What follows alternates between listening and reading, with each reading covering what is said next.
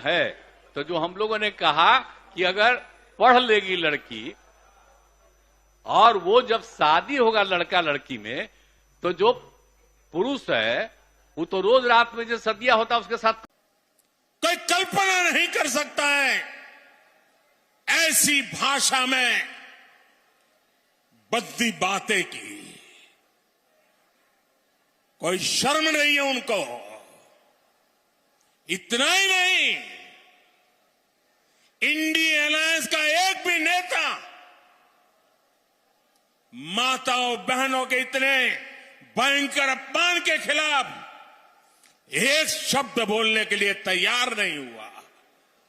जो माताओं बहनों के प्रति ये दृष्टिकोण रखते हैं वो कभी आपका भला कर सकते हैं? माताएं बहनें, वे आपका भला कर सकते हैं? पूरी ताकत से बताइए, कर सकते हैं? वो आपकी इज्जत बचा सकते हैं?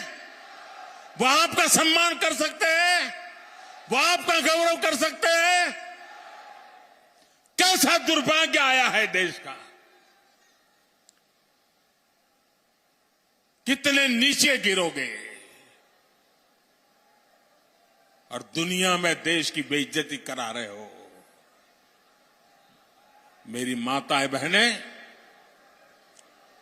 मैं आपके सम्मान के लिए मुझसे जो हो सकेगा कभी पीछे नहीं हटूंगा। मैं विश्वास और मैं पर एक बात स्पष्ट कर देता हूं, किसी के की मन में ये संशय हो कि चुनाव के परिणामों के बाद नीतीश बाबू को फिर से भाजपा एनडीए में लेगी, तो मैं बिहार की जनता को स्पष्ट कह देना चाहता हूं और लल्लन बाबू को भी स्पष्ट कहना चाहता हूं, आप लोगों के लिए भाजपा के दरवाजे हमेशा के लिए बंद हो चुके हैं।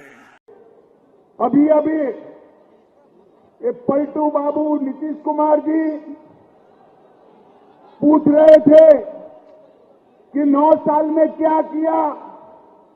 अरे नीतीश बाबू, जिनके साथ इतना बैठे हो, जिनके कारण मुख्यमंत्री बने, जरा तो लिहाज रखो। 9 साल में देश भर में ढेर सारे आज झगड़ा करवाना चाहेंगे नया, वो अपना जगह पर है। हम लोग तो सवाल ही नहीं पैदा होता है। मर जाना कबूल है, उनके साथ जाना हमको कभी कबूल नहीं है। यह अच्छी तरह जान लीजिए, समझ लीजिए, सब बोगस बात है। काहे के लिए बोल रहा है?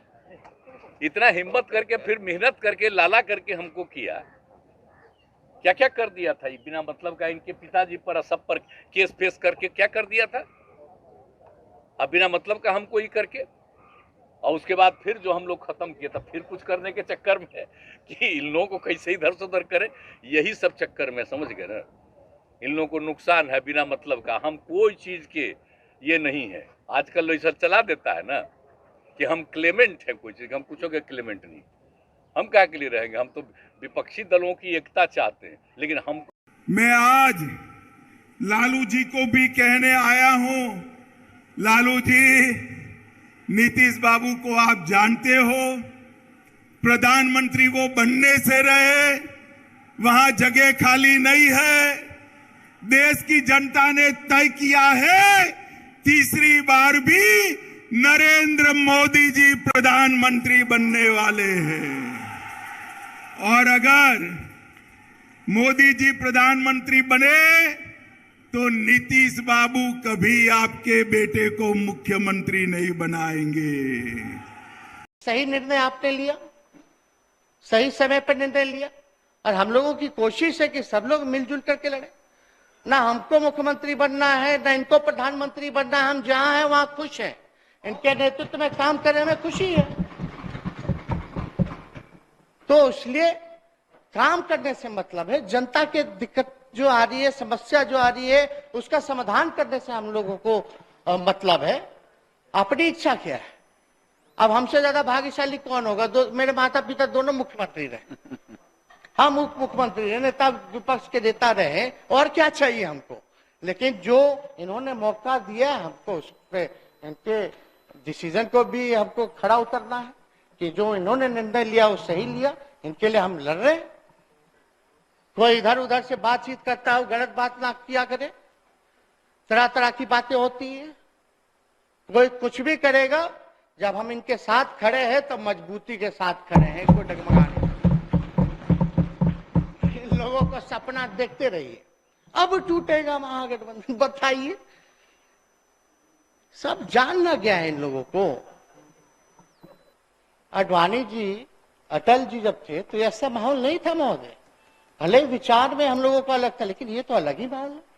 ये तो पॉलिटिकल विंडिक्टिव से भी ज्यादा जो है एकदम पर्सनल हो गया लोग। कोई नया कुछ एविडेंस नहीं। एक ही केस जो है 3-4 बार जांच हो करके बंद कर दिया गया, जिसका पार्लियामेंट में भी जवाब दिया गया कि कुछ नहीं है। डीए केस हुआ हमारे पूरे परिवार पे, जब डीए केस हम लोग सुप्रीम कोर्ट से जीत गए तब भी लगे पड़े इन लोग। लेकिन इन लोगों का शातिरपना जो है चलने वाला नहीं। जब लालू जी ने डरे तो लालू जी का बेटा भी डरने वाला। सीमांत जिलों में जब आया हूं तब लालू और नीतीश की जोड़ी को पेट में दर्द आ रहा है। वो कह रहे हैं कि झगड़ा लगाने आएंगे, वो कह रहे हैं कि कुछ करके जाएंगे। भाई झगड़ा लगाने के लिए मेरी जरूर नहीं है लालू जी, आप पर्याप्त तो हो झगड़ा लगाने के लिए। आपने पूरा जीवन एक काम किया है। वापस आ गए हैं महागठबंधन के साथ। अरे वापिस आ गए तो ठीक ही हुआ ना, तो अलग हो गए थे फिर आ गए। बीजेपी वाले धरने में बैठे हुए वहाँ। अब वो करें, अब जो मन में आता है वो करें। और जो कुछ भी ट्रीटमेंट हुआ है उनके चलते हमारे पार्टी के सब लोगों में इतना ज्यादा असंतोष था, और अंत में लोगों ने कहा तो अंत में हमने सबकी बात को स्वीकार कर लिया, अलग हो गए। अब जो 3 साल खूब चलेगी, इसमें कोई दिक्कत नहीं है। बोला जा रहा है कि पीएम का एस्पिरेशन है, इसीलिए आपने ऐसा किया। नहीं, वो सब बात तो नहीं है कि हमारे मन में कोई सपना है, लेकिन इतना जरूर है कि मेरे पार्टी के लोगों की जो ख्वाहिश है उसी को ध्यान में रख करके हम लोगों ने सब काम किया। इसके साथ ही एक और आपको भविष्यवाणी कर देता हूं। इसकी सबसे बड़ी कीमत इस गठबंधन का भाजपा और उनके दल वाले पे करेंगे विधानसभा के चुनाव में। उनकी चिंता बस इतनी है कि संसद में अगले लोकसभा चुनाव में हमारा 30-35 सांसद जीत कर आ जाए।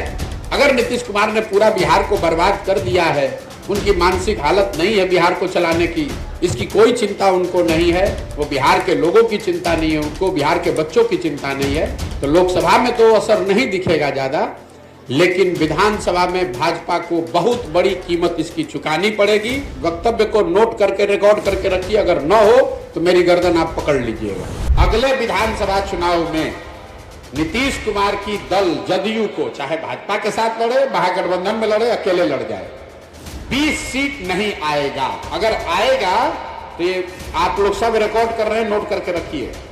मैं जीवन में अपने काम से संन्यास ले लूंगा। बिहार की जनता के विद्वता पर मुझे इतना यकीन है। लोकसभा के चुनाव के नजरिए से मैंने पहले भी कहा है और कैमरे पर कहा है कि नीतीश बाबू अगर महागठबंधन में लड़ते तो उनको 5 सीट भी नहीं आने वाला था। इसी डर से पहले तो भागे, उनको मालूम था अभी खाता नहीं खुलने वाला है, तो भागे भाजपा में। अब इस नई व्यवस्था में जरूर एनडीए के नाम पर, मोदी के नाम पर भाजपा के लहर में कुछ सीट उनको मिल जाएगा। लेकिन इसके साथ ही एक और आपको भविष्यवाणी कर देता हूं। इसकी सबसे बड़ी कीमत इस गठबंधन का भाजपा और उनके दल वाले पे करेंगे विधानसभा के चुनाव में। लोकसभा में नहीं, लेकिन भाजपा को इसकी बहुत बड़ी कीमत चुकानी पड़ेगी आने वाले विधानसभा चुनाव में, क्योंकि जो भाजपा का समर्थक है, जो उनका वोटर है, नेता है, काडर है, आज उसके पास कोई जवाब नहीं है कि आखिर आप जिस नीतीश कुमार को आपने एक बार 2020 में थोपा, तब भी आपके 75 एमएलए थे, इनके 42 थे, आप क्यों नहीं मुख्यमंत्री बने, क्यों नहीं बिहार को सुधारने का जिम्मा लिया। एक बार फिर नीतीश कुमार भागे तो आपने कहा नीतीश कुमार धोखेबाज है, और आज फिर उसी नीतीश कुमार को आप बिहार पर थोप रहे हैं। तो जिस तरह से कांग्रेस और कांग्रेस के नेतृत्व ने चंद सांसदों के लालच में बिहार को 20 वर्ष तक लालू के हाथ में बेचा, इसकी चिंता नहीं की कि बिहार के लोगों का क्या होगा। 10, 15, 20 सांसद हमारे जीत के यूपीए के आते रहे, लालू जी अगर पूरा बिहार लूट कर बर्बाद कर रहे हैं तो कोई चिंता नहीं थी सोनिया गांधी को, कोई चिंता नहीं थी कांग्रेस की लीडरशिप को। वही हाल आज भाजपा के लीडरशिप का है। उनकी चिंता बस इतनी है कि संसद में अगले लोकसभा चुनाव में हमारा 30-35 सांसद जीत कर आ जाए। अगर नीतीश कुमार ने पूरा बिहार को बर्बाद कर दिया है, उनकी मानसिक हालत नहीं है बिहार को चलाने की, इसकी कोई चिंता उनको नहीं है। वो बिहार के लोगों की चिंता नहीं है, उनको बिहार के बच्चों की चिंता नहीं है। तो लोकसभा में तो असर नहीं दिखेगा ज्यादा, लेकिन विधानसभा में भाजपा को बहुत बड़ी कीमत इसकी चुकानी पड़ेगी। और आप इस वक्तव्य को नोट करके रिकॉर्ड करके रखिए, अगर न हो